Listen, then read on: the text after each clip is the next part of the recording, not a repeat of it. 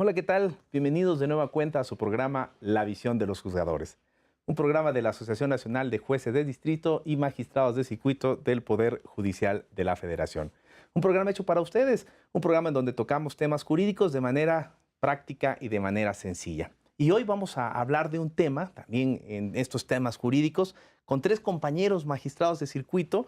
Es un tema en relación con la protección de los derechos de menores en procesos jurisdiccionales y tres magistrados, magistrada, es un placer tenerla, Gracias. que son del 11º Tribunal Colegiado en Materia Civil aquí en el primer circuito, en la Ciudad de México. Y empiezo con Fernando Rangel Ramírez.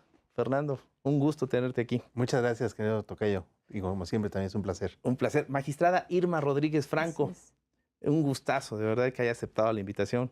Gracias por la invitación. El gusto es para mí. Y el magistrado J. Refugio Ortega Marín. Magistrado, también es un placer que hayan aceptado los tres la invitación.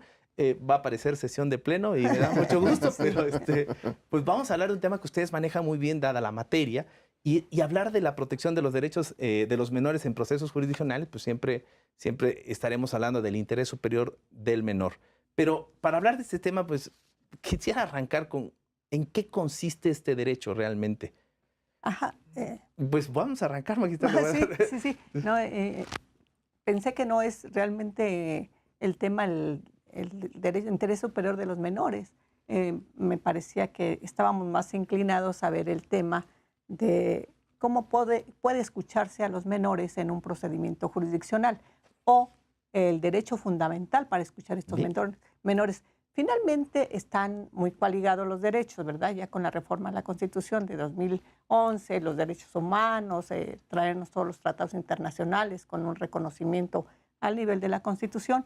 Todos los derechos, el interés superior de los menores, el derecho a la protección de estos menores, a ser escuchados en los procesos jurisdiccionales, el principio pro persona, la interpretación conforme, todo viene en un paquete integral donde ahorita por el tema que nos interesa tratar es saber cómo vamos a escuchar a los menores. Es un derecho fundamental, muy importante, contemplado en la Constitución, contemplado en la Ley General, Ley Federal de los Derechos del Niño, en una Convención Internacional de los Derechos del Niño. Está como derecho fundamental esta forma de escuchar a los menores. Cuando hablamos de protección de ellos, de los derechos de los menores, como ya usted lo está señalando, ¿es muy extenso hablar en ese sentido o solamente nos restringimos a lo que usted señalaba ahorita, tratados internacionales, cuestiones que están en la propia Constitución? ¿Cómo se vislumbra esto? Ajá, está en la Constitución el derecho del interés superior de los menores, escucharlos, darles un trato digno, con todo lo que se está requiriendo en esta nueva forma de ver e interpretar estos derechos de los niños. Sin embargo, el derecho de escuchar a los menores no estaba antes en la Constitución. Bueno, la Constitución es nuevo, pero había ya una convención internacional que lo establecía, una ley del Distrito Federal que lo establecía, ahora Ciudad de México. Y este derecho consiste esencialmente en que al menor se le dé la oportunidad en los procedimientos jurisdiccionales de dar su opinión. Él va a opinar acerca de lo que se está tratando en su entorno. Normalmente hay juicios de divorcio, juicios donde nulidades de matrimonio, donde está vinculado un derecho de un menor, que es pero no estaba reconocido ni haciendo uso del mismo. Ahora los menores tienen esa posibilidad, los menores yo creo que muy preocupados en su momento porque los padres se pueden poner de acuerdo en un juicio de divorcio de todas las cuestiones inherentes al matrimonio y una de ellas es la guardia y custodia de los menores. Se ponen de acuerdo. Tú estás un día con él, yo otro, tú el fin de semana, yo 2 horas, tú pasas a la escuela y el menor un día amanece en una casa y anochece en otra. Entonces el menor se ha de preguntar, ¿qué pasa con mis derechos? O sea, ¿qué está pasando en mi entorno familiar? ¿Qué sucedió? ¿Por qué estoy aquí? ¿Por qué nadie me escucha? ¿Por qué nadie me preguntó? Ahora ya con este nuevo derecho fundamental para los menores, tienen la posibilidad no solo de dar su opinión, tienen el derecho de ser informados de todo el entorno, de su derecho, de que pueden opinar, que ellos, su opinión es muy importante, que el juzgador la va a tomar en cuenta en un momento dado al emitir la resolución correspondiente. Esto, bueno, pues favorece mucho a los menores y los pone en un nivel igual a cualquier persona. Claro, con la diferencia del tratamiento como menores o atendiendo al interés superior de estos menores, ¿no? Porque no son ni por madurez, ni emocionalmente iguales a un adulto. Ahorita preguntaré, regresaré a qué le llamamos menores, hasta qué edad menores. Pero para seguir con la idea, pensando en el marco jurídico en relación con esta protección, ¿cuáles podríamos mencionar? Por supuesto, bueno, la Constitución Política Mexicana, pero hay más marcos jurídicos. ¿Cuál sería este, magistrado Refugio? Sí, muchas gracias. Bueno, está efectivamente la Constitución. En la Constitución no se establece expresamente el derecho de los menores a ser escuchados en los procedimientos que los afecten. Sin embargo, pues contiene la base en el sentido de que se debe proteger los derechos de los menores de edad. O sea, es la base constitucional. No lo establece expresamente, pero sí la Convención sobre los Derechos del Niño, el artículo 12 de esa convención, establece expresamente que todos los menores de edad deberán ser escuchados en los procedimientos en que puedan ser afectados para que expresen su opinión y se tome en consideración. O sea, el derecho fundamental, el derecho humano de los niños a ser escuchados en los procedimientos que los afecten, consiste, de acuerdo con el artículo 12 de la Convención, en que expresen su opinión en ese asunto que les puede perjudicar, pero también que se tome en cuenta, o sea, no solo, y ahí está contenido en el artículo 12 esos dos elementos, que también ya ha establecido la jurisprudencia de la Corte, esos dos elementos. Uno, que sea escuchado, que manifieste cuál es su deseo con relación al tema que está involucrado en el asunto de que se trate. Pero otro también muy importante, el segundo elemento es que se tome en cuenta su opinión. Desde luego que su opinión no va a ser determinante para la decisión que se adopte, pero sí, como se ha considerado también, será uno de los elementos importantes que habrán de tomarse en consideración. En el Distrito Federal, si se trata de asuntos de naturaleza civil, pues el código dice que las pruebas deberán valorarse en su conjunto conforme a las reglas de la lógica y de la experiencia. Entonces, la opinión del menor tendrá que valorarse conjuntamente con el demás material probatorio para encauzar la decisión. Bueno, está la Convención sobre los Derechos del Niño que establece que deberán escucharse con la particularidad de que dice que a todos los menores de edad, atendiendo a su edad y madurez. O sea, ahí habría que precisar que no se escucha necesariamente, aunque a todos los menores de edad, sino que deberá ponderar el juez si en atención a la edad y madurez del menor debe escucharse directamente, porque también existe la posibilidad de que no se escuche directamente.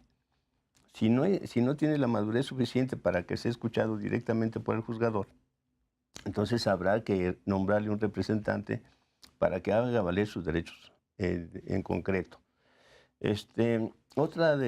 Tratándose del marco jurídico, está la Ley Federal sobre Protección de los Derechos de Niñas, Niños y Adolescentes. En esta ley también se establece el derecho de los menores a participar en los asuntos que les puedan perjudicar. Y ya, bueno, esa ley establece quiénes son niños.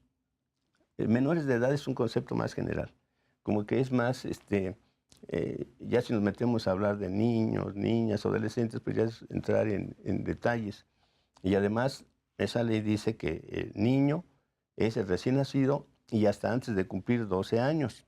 En cambio, adolescente es el que cumplió 12 años, pero no 18. Es importante también ahí la distinción porque habrá legislaciones en que excluyan de ese derecho a los niños. Y tengo un ejemplo. Conforme a la Convención sobre los Derechos del Niño, pues niño es todo aquel menor de 18 años. Y aquí hace esa distinción que es importante.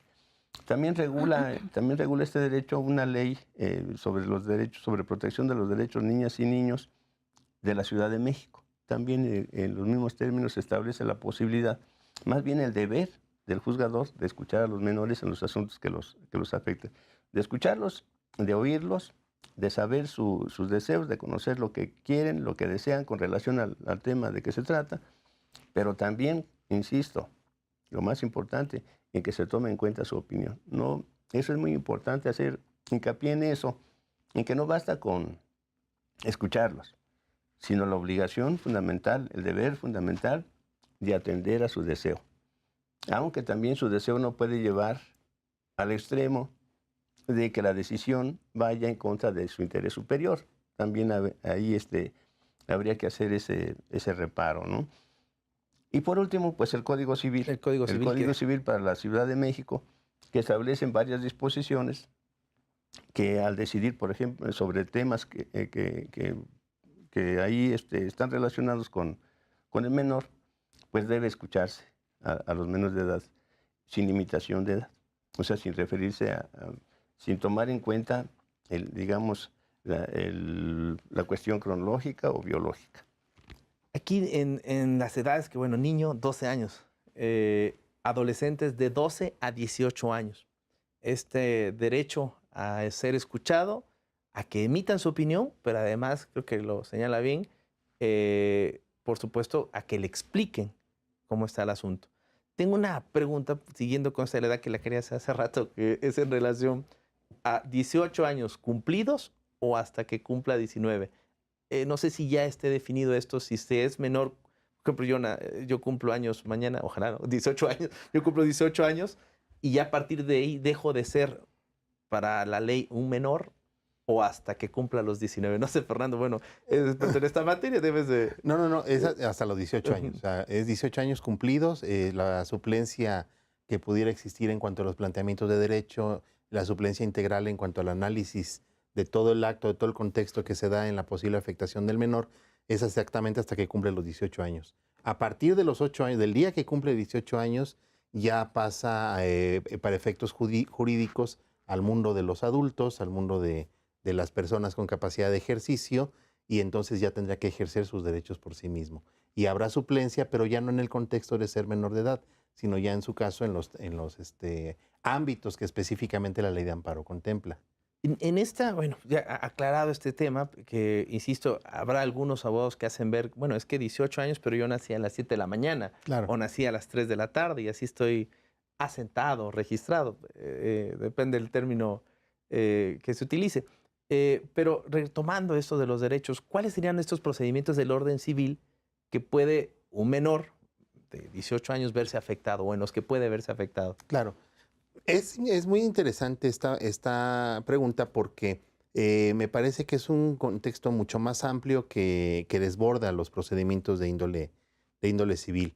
Porque incluso para hacer en términos de lo que establece ahora la jurisprudencia, ahora la Constitución y desde antes la Convención Internacional de Derechos del Niño, es que la protección de estos menores tiene que ser aun cuando estos no formen parte de los procedimientos. Y bajo esa circunstancia el juzgador tiene que estar muy atento de si el acto que está analizando no solamente afecta o vincula a las partes que están interviniendo en el procedimiento, sino si eventualmente por la naturaleza del litigio esto va a tener algún impacto en los derechos de los menores. Vamos ahorita a hacer una pausa. Aquí es importante, bueno, estamos hablando menores, los procedimientos, ya vimos las edades en las que estos pueden estarse sumergidos, pero a mí me llama esto la atención lo que dices para regresar después del corte y hablarlo, que sería si no es parte, y vamos a hablar del juicio de amparo, si no es quejoso, si no es tercero, ¿a dónde entra su participación? Y hablaremos de la suplencia en eso. Claro que Vamos sí. a regresar, estás en la visión de los juzgadores, estamos hablando de la protección de los derechos de los menores en procesos jurisdiccionales con expertos en la materia, que son magistrados de circuito en materia civil. Regresamos después del corte.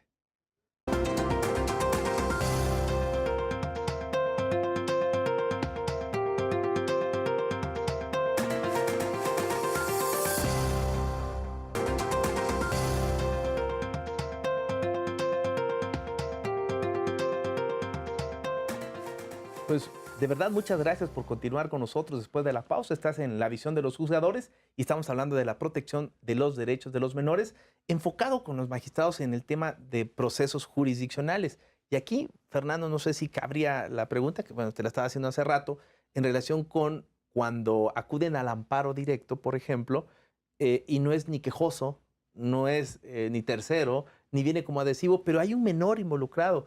Me gustaría mucho esto, estamos en un auditorio en el que siempre digo, bueno, a veces quisiera escuchar lo más práctico posible, si han tenido casos en este aspecto, ¿cómo protejo al menor? Sí, definitivamente hay asuntos donde a veces el menor ni siquiera es parte. Yo tuve alguna ponencia en algún momento en donde el tema era la cancelación parcial de una pensión alimenticia. El señor ex esposo le demanda a su ex esposa la cancelación de la pensión alimenticia por lo que hacía a ella. ¿Sí? Entonces, venía la defensa y ella se defiende diciendo que quiere más pensión alimenticia y ofrece una serie de pruebas que tratan de demostrar precisamente esa situación. El tema aquí es que el juez se ve tan benévolo con la señora, lo cual yo no tengo nada en contra, pero el debate estaba muy encontrado porque este señor lo que decía es, oye, es que si me fijas más pensión alimenticia, yo ya no tengo para sobrevivir. Y entonces precisamente ahí el tema que nosotros vimos a través, lo visualizamos de esa manera, una suplencia de la deficiencia de la queja a favor del menor, que ni siquiera era parte en ese juicio de amparo, en donde decíamos, es que tú tienes que ver la real necesidad y un real ajuste de estas necesidades, porque si tú le exiges más pensión alimenticia a este señor de la que tiene capacidad de dar, fíjate que esto a final del día de manera indirecta va a tener incidencia en el menor, porque si él no tiene ni para su propia subsistencia, No va a generar que al rato ni siquiera él ya no va a poder ser la fuente de ingreso que va para la subsistencia de aquel menor. Entonces, ese es un ejemplo. Con algunos compañeros, casual, por ejemplo, a mí me interesa mucho esto. No es privativo de la materia civil familiar este tipo de protección al menor. Impera en cualquier otra situación. Y tengo dos comentarios. Uno en materia penal que me comentaban que para efectos de pena es mayor de edad, pero hasta la hora, no solamente la fecha, sino incluso a la hora en la que cumple años, por así decirlo. Es que, perdón que te interrumpa, pero haz de cuenta que voy caminando el día de mi cumpleaños, ¿no? Pero nací a las 4 de la tarde y cometo un delito a las 2 de la tarde, a las 3 de la tarde y a las 4:30. La protección especial de la que goza ese menor no es para juzgarlo como adulto, sino en su calidad de menor, porque no ha adquirido la mayor edad, porque no ha llegado al momento, a la hora en la que cumpliría esa edad. En materia del trabajo se comentaba el despido de un profesor de una escuela privada, en donde se atribuían ciertas conductas de ataques sexuales de parte de este señor. No estaban plenamente demostrados y entonces el dilema en aquel procedimiento me comentaban era si lo restituían o no lo restituían. Y estos compañeros lo que hicieron fue, en aras de proteger el interés superior de menor, ¿de cuál menor? ¿Quién sabe? Pero es una escuela. O sea, si nosotros reinstalamos a este señor con estos antecedentes de hechos que sí están demostrados, pero que ahí había alguna cuestión que no me recuerdo, entonces ponderaron ahí el derecho de esta persona a la reinstalación y la protección hacia los menores, a los alumnos de esa escuela presentes y futuros, y decidieron por no ordenar la reinstalación de esta persona. Pues con eso lo que quiero yo de alguna manera establecer es que esta protección de los menores, vigilar que su interés superior quede plenamente salvaguardado con lo que el juzgador resuelva en una contienda, se debe de cumplir aun cuando el menor ni siquiera sea parte en el juicio, ya sea de origen o en el juicio de amparo, e incluso fuera de lo que es la materia civil y familiar. Directamente. Magistrada Irma, ¿algún caso práctico reciente? Tuvimos algunos recientes de guardia y custodia, pero me gustaría platicar este caso cuando yo era juez de distrito. Tenía un asunto, un incidente de guardia y custodia, y un día me presentaron un escrito, una cartita de una niña. Fue la oficial de partes y me dice, me vienen a presentar esto escrita a mano, dirigida al juez. Y yo dije, ¿quién la presentó? Una niña la está presentando. La leo, decía ella que quería ser escuchada. Ella decía, quiero que me escuchen, porque yo no quiero vivir un día con mi mamá y otro con mi papá. Yo quiero vivir con los dos. Los niños siempre quieren vivir con los dos en la casa de siempre. Entonces, ella manifestó por escrito que quería ser escuchada. Vi la carta, le dije, recíbanla, pónganle sello, estaba firmada por la niña y le dimos trámite a la carta. Yo cuando reviso la sentencia el asunto para dictar la sentencia de amparo, advierto la situación que la menor no había sido escuchada ante el juez de instancia y lo que hago es escucha a la menor y atiende este documento que está dirigido al juez de instancia, no al juez de amparo, y acuerda lo que tengas que acordar. Entonces, me llamó mucho la atención porque estoy hablando de hace más de 5 años, y ya una niña pequeñita de 8 añitos iba con su cartita o su escrito hecho por ella para querer ser escuchada. Y así se concedió el amparo para que se le escuchara en ese incidente antes de dictar la resolución. Qué importante. No escuchamos a los menores en estos pleitos a veces, o conflictos, o juicios, si lo hablamos de manera coloquial. Y yo siempre he dicho, sin faltar al respeto en los asuntos, a veces parecen niñazos, ¿no? Papá agrede a mamá y no busca cómo, más que con su niño o su niña, ¿no? Y la mamá hace lo mismo. Y puede suceder esto, una menor que de pronto dice, oiga, no, yo quiero vivir con los dos, ¿no? En esta decisión. Y qué importante que el juzgador siempre esté sensible a estos temas. Magistrado Refugio, en esta misma, como decimos en los proyectos, en este orden de ideas, ¿algún caso práctico? Sí, sí, claro que sí. Bueno, quisiera ahí precisar que este derecho de escuchar a los menores es instrumental y es procesal. O sea, se da, digamos, el que no se escuche a un menor en un asunto que pueda afectarlo, constituye una violación al procedimiento. Así lo ha considerado la Suprema Corte. Entonces, cuando viene o interviene el procedimiento en calidad de actor, pues bueno, interviene en calidad de actor o puede ser incluso en calidad de demandado. En ese momento ya ejerce ese derecho a ser escuchado. Ahí lo que se debe ver es si la representación es adecuada o no es adecuada en ese momento, pero ya es parte dentro del procedimiento. El derecho de los menores a ser escuchados se refiere a aquellos que no son parte, que no son actor, que no son demandados. Son, utilizando un concepto, extraños al procedimiento. En ese momento, si el asunto puede afectar sus derechos, si puede afectar su esfera jurídica, entonces el tribunal colegiado en todo caso suple la queja y la suple con base en la jurisprudencia que dice que esa suplencia, tratándose de menores de edad, opera independientemente de la calidad con la que intervenga en el procedimiento e independientemente de que no intervenga en el procedimiento. Dice, la suplencia, tratándose de menores, opera de manera total. Bueno, sobre esa base, en un asunto muy concreto sobre guarda y custodia, no se había escuchado a los menores en el procedimiento que evidentemente les afectaba. En ese procedimiento, los menores habían sido, como yo lo digo, ignorados, como pasó por mucho tiempo, ignorados a pesar de que quienes resentirían la decisión, en primer lugar, serían los menores. O sea, en un divorcio, alguien puede decir, no, pues el divorcio, pues que puede afectar los derechos de los menores si se trata de la disolución del vínculo matrimonial. Solo de los padres, sí, ¿no? son los padres. No, equivocación. Equivocación porque quienes primero resienten las consecuencias del divorcio son los menores en todos los aspectos, en todos los aspectos. Bueno, entonces, en un caso en el que se concedió el amparo para que se escuchara a los menores en ese procedimiento, que era sobre guarda y custodia, se concedió el amparo a los menores. A los menores no eran quejosos, no eran terceros interesados, eran los involucrados, los hijos de las partes involucrados en ese asunto. Y se les concedió el amparo a ellos. La justicia de la Unión ampara y protege a los menores. A ellos. ¿Por qué? Porque ellos fueron los afectados. Ellos habían sido los afectados con con el procedimiento, al no haberlos escuchado en ese procedimiento, y eran ellos a los que se estaba reparando, la violación cometida. Dice que es bonito cuando hablamos de asuntos. El día de...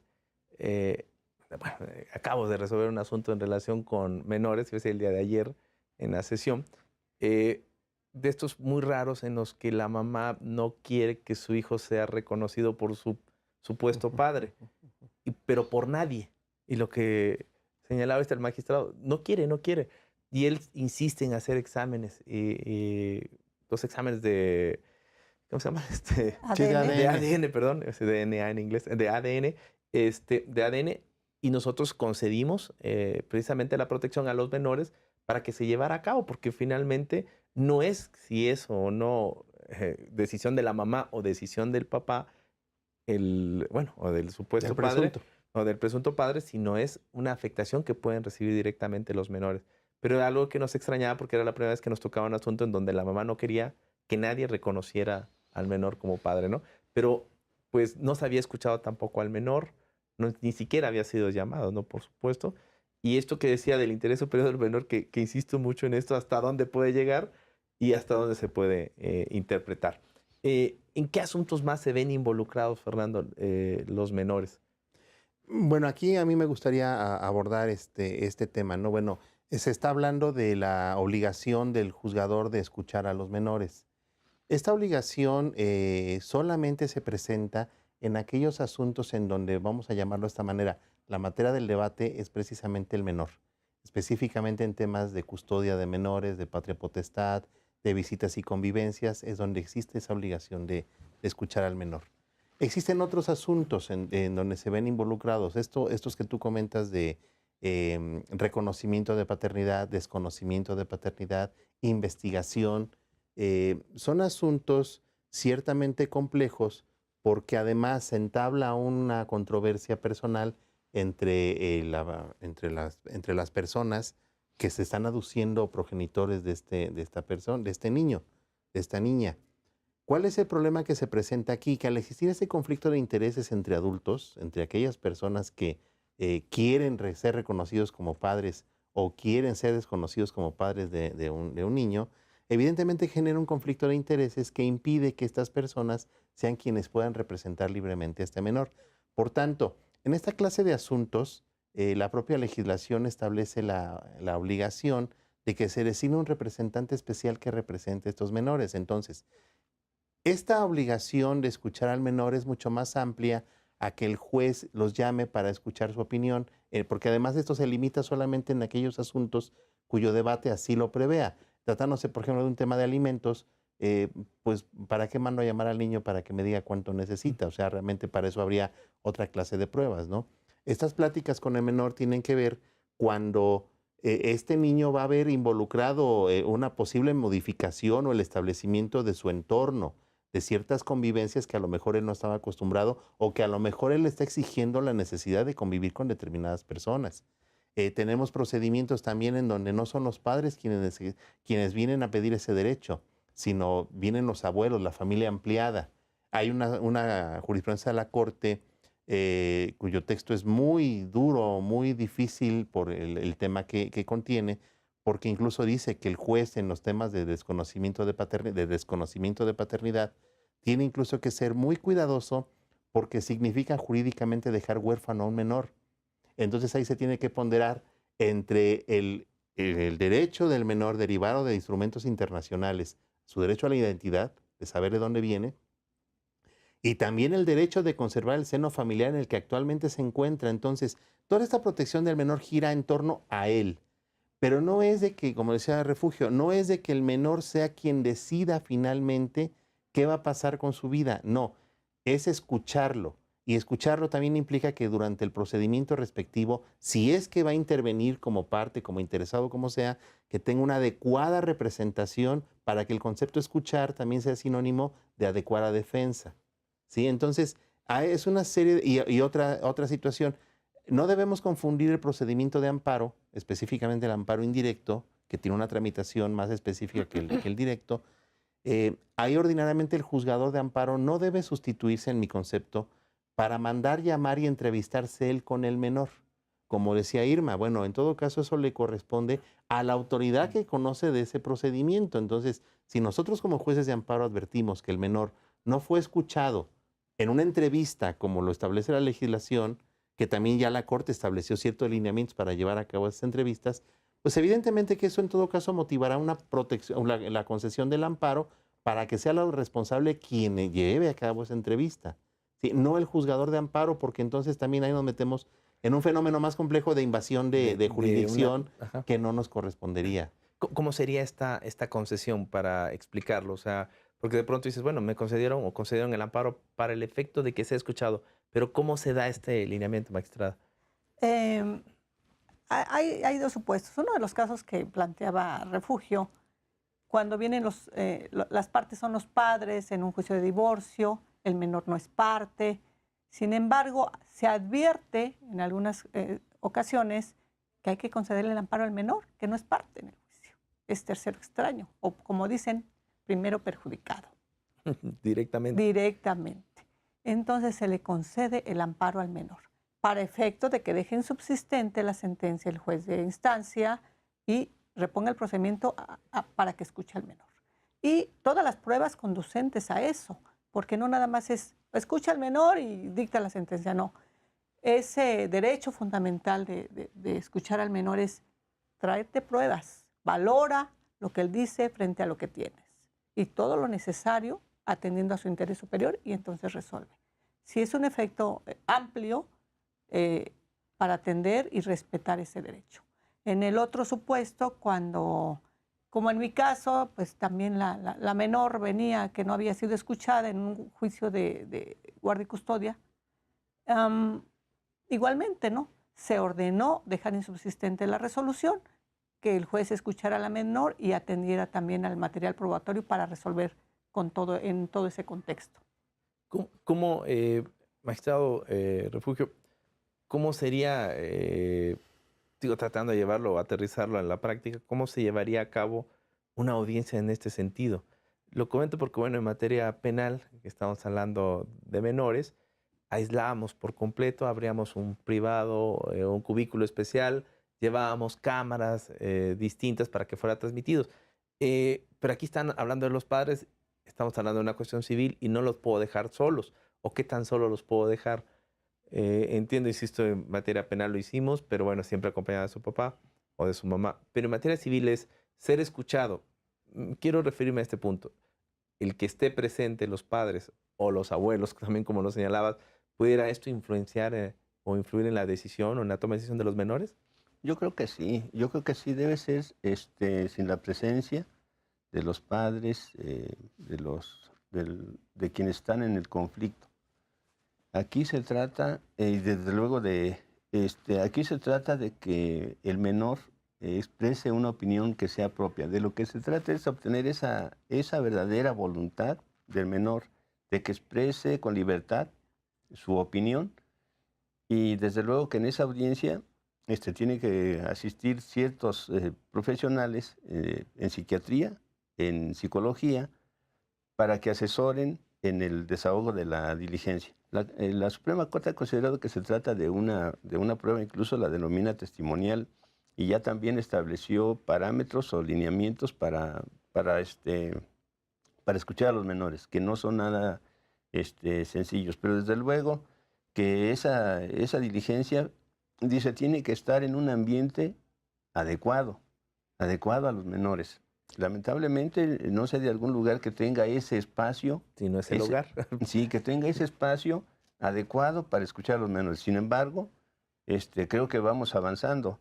Hace poco tiempo no se escuchaba a los menores, se les ignoraba en todos los asuntos. Actualmente la tendencia es a escucharlos, como dice el tema, en todos los asuntos que puedan afectar su esfera jurídica. Y esa manera de escucharlos, pues desde luego que tiene que ser sin la presencia de sus progenitores, pero sí en un ambiente que se dice pues adecuado, y desde luego con la participación de esos especialistas. El Código Civil del Distrito Federal establece la participación de un trabajador social. La jurisprudencia de la Corte dice no tiene que ser un psiquiatra, un psicólogo, que sirve no solo para, en un momento dado, identificar si la opinión del menor es auténtica, si es libre, si no está predispuesta o si no fue predeterminada por alguno de los progenitores, que sea libre, que sea propia. Y desde luego también para facilitar la comunicación entre el juzgador y el menor. Desde luego, otro de los aspectos que deben observarse en esa diligencia es, digamos, el lenguaje. El juez tiene que aterrizar y ponerse en un nivel tal que pueda comunicarse con el menor. serían, en términos generales, algunos aspectos que tienen que cumplirse al momento de llevar a cabo esa diligencia. Una diligencia de esta magnitud en donde está un menor de edad involucrado. Vamos a hacer la pausa. Siempre estamos haciendo estos temas interesantes, pero bueno, nos gana la pausa. Hacemos una pausa, estás en la visión de los juzgadores y estamos hablando de la participación de los menores y sobre todo cómo proteger a los menores, sus derechos en procesos jurisdiccionales. Regresamos después de esta pausa. No te vayas, quédate con nosotros.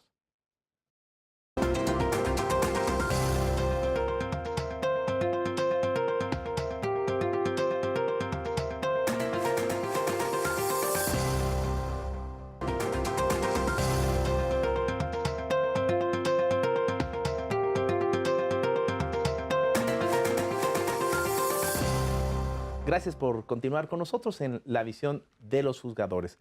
Voy a hacer una pregunta a nuestro panel en relación con un tema que la propia Suprema Corte de Justicia de la Nación acaba de pronunciarse en relación con la consecuencia que tiene en los procedimientos esta figura que se llama la alienación parental, Fernando. Es un tema muy, muy complicado en México, incluso en la legislación mexicana. Tardó algún tiempo en reconocerse oficialmente como fenómeno que influía en la conducta de los menores y repercutía en su relación con sus progenitores y sus relaciones familiares.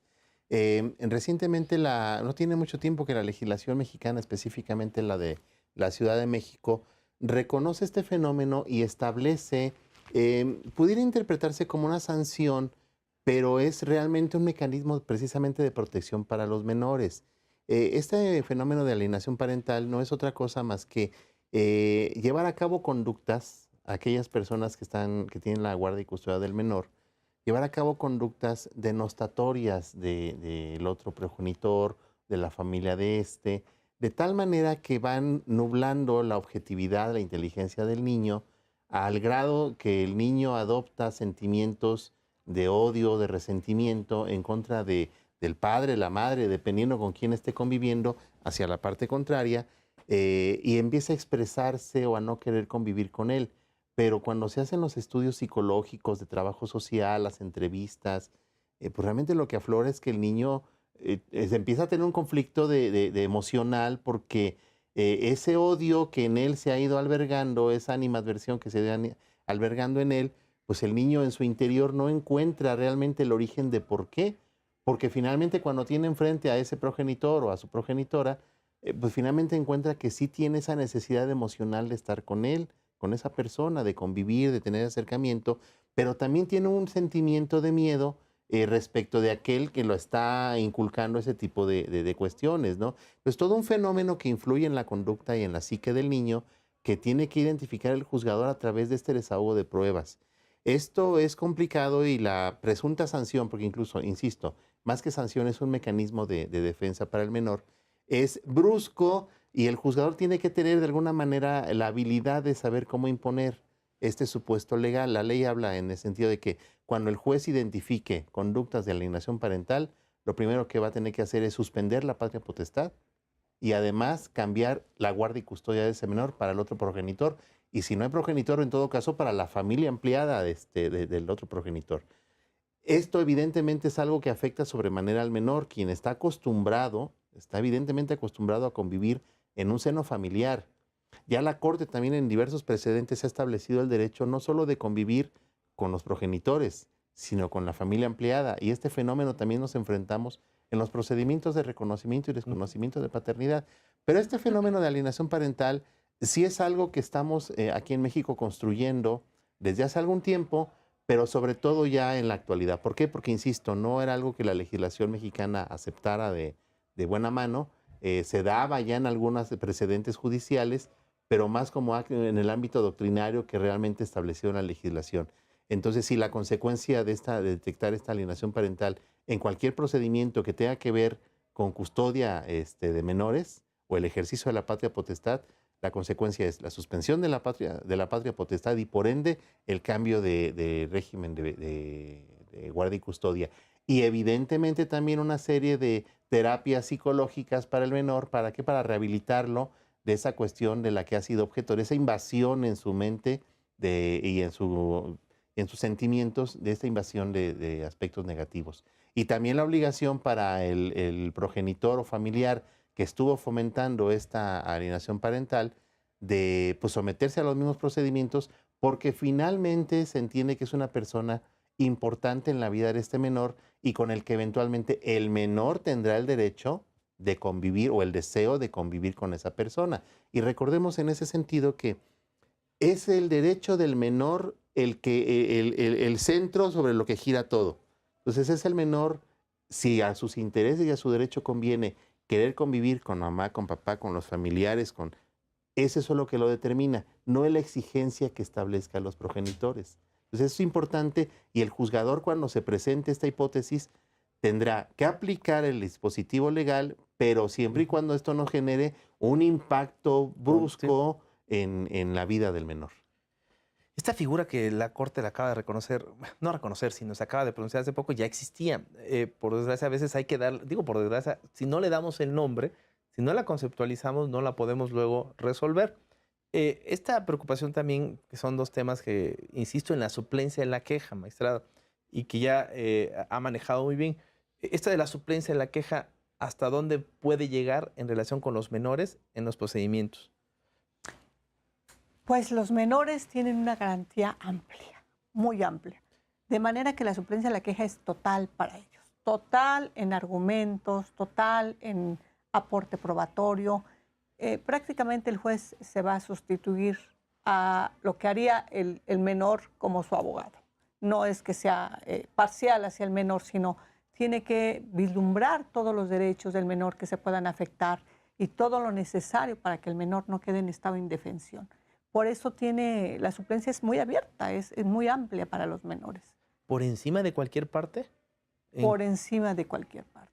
Aquí atendiendo que siempre al menor, sin importarnos aún cuando no haya acudido al juicio, que ya lo habíamos manejado. Así es. Pudiéramos hacer a veces una ponderación entre el derecho del menor y el derecho tal vez de los padres, cuando ambos padres están en conflicto, que hay que manejar al menor por separado, con una representación distinta. Pero aún ante esa ponderación siempre debemos de atender en suplencia total el interés superior del menor. ¿Por qué en esto, maestra, comento? Hoy en día nos estamos pronunciando en el sentido de que hombre, mujer, papá, mamá, tienen o están en la misma condición. ¿Por qué esta necesidad de hacerlo? Entiendo, anteriormente se resolvía a favor solo de la mamá en estos tipos de asuntos sin importarnos el menor. No sé si me logro explicar en la pregunta. Me imagino que va por cuando la mamá es representante, bueno, de los menores, una representación que está en la ley, ¿no? Porque siendo menores de 18 años, como ya decía el magistrado, hasta esa edad deben de tener una representación en juicio. De manera que normalmente, porque la mamá es la que se queda con la guardia de custodia, a veces con la patria potestad, es la que representa al menor. Hay veces que no, ¿verdad? A veces es el papá su representante legal, porque así lo dispone. Hay un ordenamiento que así dice. De manera que en esas ocasiones no es que se atienda a lo que dice la mamá. Realmente no se atendía a lo que decía el menor. Siempre se atendía a lo que decía la mamá. Ahora ya la suplencia es para el menor, entonces se atiende más que nada al derecho, al entorno, al centro del análisis de los derechos del menor. Bien, magistrado Refugio, en este día estamos en el último bloque. Hay una práctica que no sé si les ha pasado en los asuntos, que es una práctica de algunos juzgadores de, por ejemplo, cuando una de las partes no cumple, se les hace una especie de apercibimiento de que en caso de no cumplir con alguna obligación, incluso se dice, si no cumples se te puede cambiar la guardia o custodia. Si tú la tenías por no cumplir, se la puede pasar a la otra parte. ¿Esto cómo se ha resuelto finalmente? Porque no quisiera pronunciarme yo, se los voy a dejar a ustedes. Tengo aquí a tres compañeros de un colegiado. ¿Es correcto este tipo de apercibimientos? No, para mí que no. Para mí que no, porque va en contra precisamente del derecho del menor a ser escuchado. En realidad, ahí la sanción no sería para cualquiera de los progenitores, sino sería para el mismo menor. No se cumple, o sea, el apercibimiento en esos términos estaría equivocado, porque entonces no se cumpliría con el fin de escuchar a los menores de edad en esos asuntos que los puedan perjudicar. Y no se cumple, se dejaría de cumplir con la convención, con la ley federal, con la ley local, incluso con el Código Civil, porque bastaría con que alguna de las partes involucradas que tuviera interés en no llevar o no presentar al menor para la entrevista o la participación en el procedimiento ante el juez, para que se tomara una decisión que tiene que estar sustentada, entre otros elementos, como había manifestado, en la opinión, en el deseo del menor. Desde luego que un apercibimiento así, pues impediría que el menor expresara su punto de vista ante el juez, que manifestara su deseo con relación al tema involucrado en el asunto respectivo. Y entonces, un apercibimiento así, pues sí, no estaría incorrecto, equivocado, porque iría en contra precisamente de lo que se pretende, que es el que el menor exprese su deseo, su opinión, su voluntad con relación al tema respectivo. Y regresando a esto, bueno, ya tenemos suplencia, menores, lo de la alienación parental. ¿Siempre va a estar el menor, suplir solo es para conceder o podemos suplir para analizar o el posible beneficio? No sé si me explico en esto también, porque, pues bueno, cuando normalmente hablamos, bueno, es que le van a suplir la deficiencia de la queja, ¿es que le van a conceder algo o es porque vamos a estudiar completamente todo el asunto o cómo lo vemos así? Parece pregunta de examen para juzgador, No, acabas de meterte a un tema que ha sido discusión jurisprudencial desde hace muchos años. En el tribunal hemos, después de muy interesantes discusiones, hemos llegado a la conclusión de que la suplencia de la queja no significa en todo momento otorgar la razón, conceder el amparo, pues, declarar procedente la acción, o sea, no. ¿Cómo protejo yo al menor? Bueno, la protección al menor no es necesariamente dándole la razón o aquello que quiere, porque recordemos que precisamente si estábamos en alienación parental, el niño va a repetir lo que alguien más metió en su cabeza, ¿sí? Le roba de alguna manera esa capacidad de expresarse por sí mismo y eso el juzgador tiene que atenderlo. Ahora, el niño a lo mejor por su madurez no tiene aquel contexto completo de dónde está viviendo y bajo qué condiciones, y a lo mejor el deseo que tiene es más del corazón que de su real necesidad de seguridad y bienestar. Entonces, la suplencia de la queja en esta clase de asuntos cuando está involucrado el menor, en mi concepto, significa el análisis oficioso de la legalidad de lo hecho por el juez responsable, tratándose del amparo. Y tratándose de los procedimientos de origen en los asuntos familiares y civiles, me parece que la suplencia de la queja es proporcionar a este menor todos aquellos mecanismos que le garanticen una defensa adecuada, una representación correcta, con el resultado que ello signifique. O sea, si el juez finalmente resuelve que lo más conveniente para el menor es un cambio de guardia y custodia, o quitarle la patria potestad a su papá, a su mamá, ¿sí? Me parece que si esto no se identifica con el deseo del menor, no significa que no esté supliendo la deficiencia de la queja. Si en amparo, yo, juzgador de amparo, ya hice el estudio oficioso de la legalidad del acto y llegué a la conclusión que el acto es correcto y salvaguarda el interés del menor, pues la suplencia de la queja, eso llegó y no me obliga a conceder el amparo, sino simplemente a llevar a cabo ese análisis oficioso. ¿Por qué lo comento? Miré con la magistrada que hablaba del tema de la suplencia de la queja.